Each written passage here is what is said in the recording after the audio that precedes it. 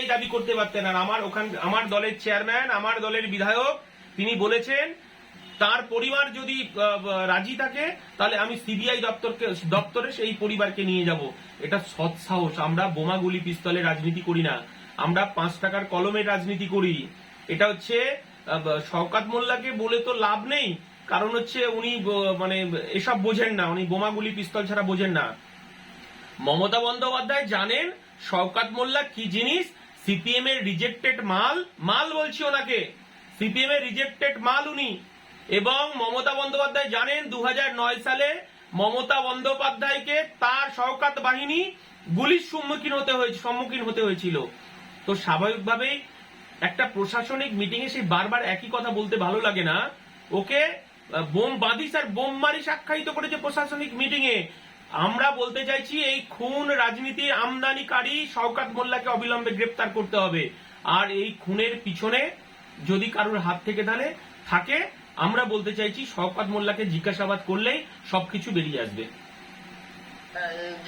এই খুনের ঘটনার পরে একেবারে রাজ্জাক খানের দাদা যে অভিযোগটা করেছিলেন, চালতাবেড়িয়া গ্রামের যারা আইএসএফ সমর্থকরা রয়েছে তারা কিন্তু রাজ্জাক খানকে ভালোবাসতেন, তাদের মধ্যে কোনো শত্রুতা ছিল না। এবং তার দাদা যে একটা ভয়ঙ্কর অভিযোগটা করেছেন যে এটা নিজেদের গোষ্ঠী কোন্দলের কারণে এই হত্যাটা হয়েছে। তারপরেও আজকে যখন গ্রেফতার হলো শওকত ঘনিষ্ঠ তৃণমূল নেতা, তখন শওকত মোল্লা বলছে এটা আইএসএফ এর একটা পরিকল্পনা ভাবে আমাদেরকে ফাঁসানো হচ্ছে। কি বলবেন? দেখুন, ওনার ভাই যে কথাটা বলেছেন আমরা মনে করি সঠিক কথা বলেছেন এবং উনি সত্য কথা বলেছেন।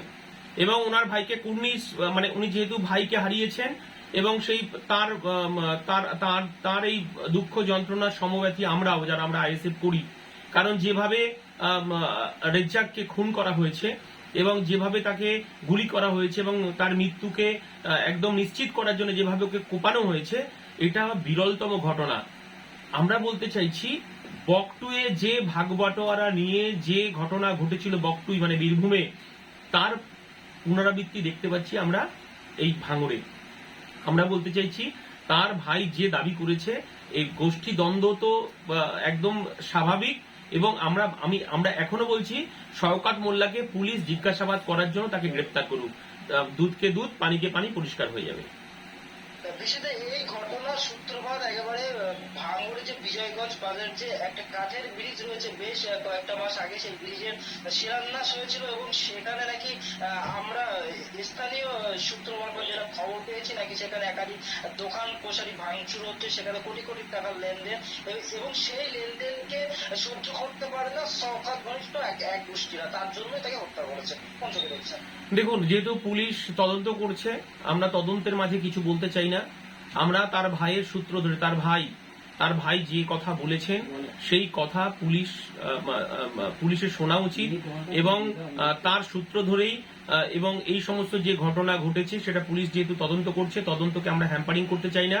আমরা বলতে চাইছি যারাই খুনের সঙ্গে যুক্ত, সে যে ব্যক্তি হোক না কেন, যত বড়ই নেতা হোক না কেন, এবং সে যদি আমাদের আইএসএফ এরও যদি কেউ যুক্ত থাকে, আমার চেয়ারম্যান বলেছেন এই খুনের পিছনে যার হাত থাকবে তার সাজা এবং তার ফাঁসি অবিলম্বে দিতে হবে।